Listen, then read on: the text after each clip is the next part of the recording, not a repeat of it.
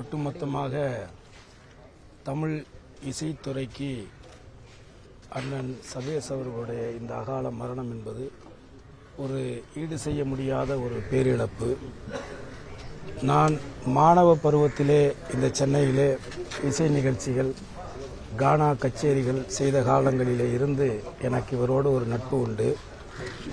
அவர் ஒரு மிகப்பெரிய இசை கோர்வையாளராக பணியாற்றிய காலத்திலும் சரி, அவரது அண்ணன் தேவா அவர்கள் பெரிய இசையமைப்பாளராக இருந்த பொழுது அவருக்கு உறுதுணையாக அண்ணன் சபேஷும் முரளி அண்ணன் இருவரும் தான் பேக்ரவுண்ட் ஸ்கோர்கள் எல்லாம் செய்வார்கள்.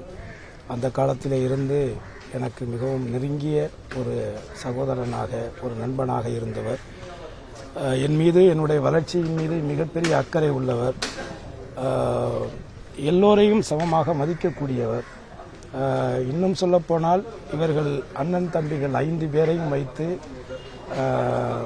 நான் ஒரு இசை கேசட்டை வெளியிட்டேன். 5 பேரையும் பாட வைத்த ஒரு பெருமை எனக்கு உண்டு. அதற்கு எனக்கு உற்சாகமூட்டி, பொருளாதார ரீதியாகவும் சரி, மன ரீதியாகவும் சரி, என்னுடைய ஒவ்வொரு முயற்சிகளுக்கும் மிக ஒரு பக்கபலமாக இருந்த அண்ணன் சபேஷ் அவர்களுடைய இந்த மரணம் என்பது, அது மட்டுமல்லாது இந்த நமது தமிழ் சினிமாவில் இருக்கக்கூடிய குறிப்பாக இசை கலைஞர்களுடைய அந்த சங்கத்திற்கு ஒரு முன்னோடியாக இருந்து, செயல்பாட்டாளராக இருந்து, அதனுடைய நிர்வாகத்தை பொறுப்பை ஏற்று எல்லா சக இசை கலைஞர்களுடைய வாழ்க்கைக்கும் ஒரு உத்தரவாதம் வேண்டும் என்கின்ற முனைப்போடு அரும்பணி ஆற்றியவர் என்பது இங்கே குறிப்பிடத்தக்க ஒன்று.